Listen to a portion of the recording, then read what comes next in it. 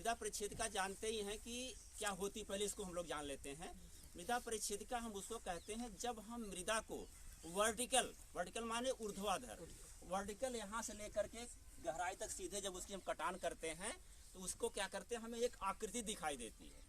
जो आकृति हमको दिखाती है, कौन सी आकृति दिखाई देती है, मिट्टी की, उसे हम लोग क्या कहते हैं, मृदा प्रोफाइल या मृदा परिच्छेदिका के नाम जानते हैं। अब देखिए जो हम लोग देख रहे हैं मिट्टी कटी हुई, इसमें कई परतें दिखाई दे रही हैं। जो परतें दिखाई देती हैं उसे हम लोग क्या कहते हैं, होराइजन्स या मृदा संस्तर के नाम से जानते हैं।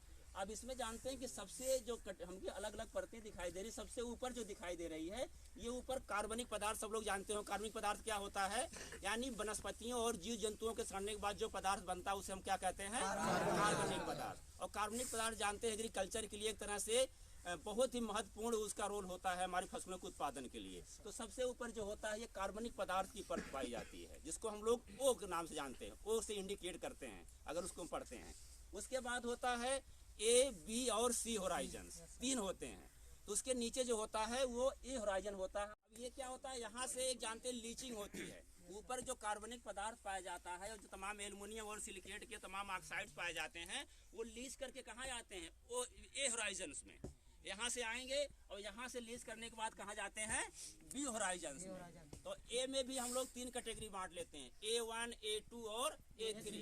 A1 क्या होता है, जो कार्बनिक पदार्थ है, और ए होराइजन के बीच की पतली परत बहुत होती है। आप देखिए बहुत माइन्यूट परत होती है जो कार्बनिक पदार्थ है, इसमें भी होते हैं, कुछ सड़े होते हैं, बिना सड़े होते हैं। उसके नीचे होता है A1 होराइजन, यानी दोनों का जो बॉर्डर है, लाइन है, उसको कहते हैं हम लोग A1 होराइजन। जो हमारी मेन ए वाली होती है उसे कहते हैं A2 होराइजन। और A3 होराइजन क्या होता है, बी और ए के मध्य की जो पतली लाइन होती है उसको हम लोग A3 होराइजन के नाम से जानते हैं। उसके नीचे क्या होता है, हमारी बी होराइजन।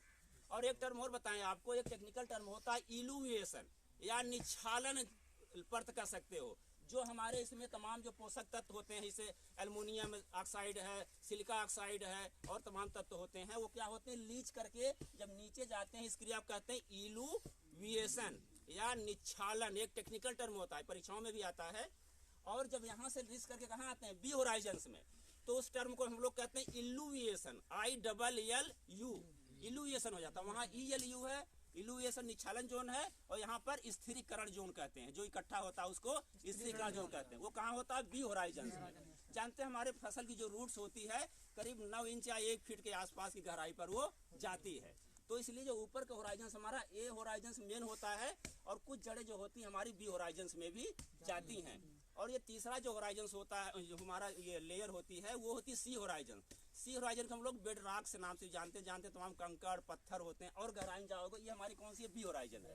इसके नीचे और गहरा खोदोगे तो कंकड़ पत्थर तमाम जो है मिलते हुए हैं। तो ये हमारी मुख्य रूप से होराइजन, ए होराइजन, बी और सी होराइजन। अब इसको जानते हैं, इसको मिट्टी बनने में कितना इम्पोर्टेंट, अभी सर ने बताया कि जो मिट्टी को नहीं से नष्ट करनी चाहिए। जो ऊपर की मिट्टी होती, 1 इंच मिट्टी बनने के लिए 1000 साल लगते हैं। सोच लो अगर 1 इंची मिट्टी हमने उठा लिया यहाँ से, तो इसी मिट्टी कहाँ पर आएगी। तो जो मिट्टी का मृदा निर्माण हम लोग सॉइल फॉर्मेशन होता है, उसमें बहुत समय लगता है। इसलिए मिट्टी को जितना हम लोग अधिक से अधिक कार्बनिक पदार्थ डालेंगे, हमारी मिट्टी उतनी अधिक उत्पादकता देती रहेगी। तो ये हमारा हो गया मृदा परिच्छेदिका। इसको लेसन को समाप्त करते हैं। धन्यवाद।